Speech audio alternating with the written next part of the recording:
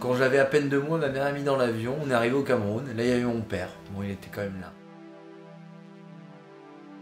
Jusqu'à 5 ans, j'ai un peu grandi et là on m'a mis à prendre des cours de piano.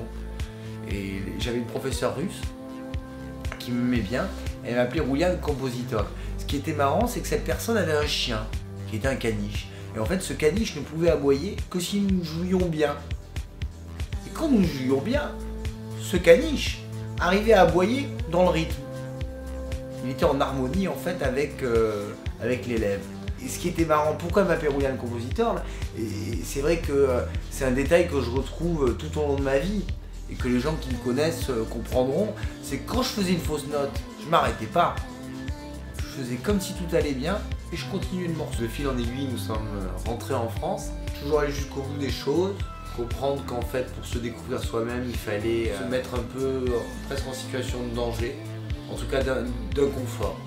Avec mon père, je regardais les Sono magazines, tout ça, et on avait vu qu'il y avait la Groovebox MC303 qui sortait. T'évitais les problèmes de groupe. T'étais le bassiste, t'étais le guitariste, t'étais le mec qui faisait le synthé, t'étais le batteur. Étant bon élève, mes parents n'avaient pas forcément envie que je travaille dans la musique. Julien Minet, fondateur de Boxon Records.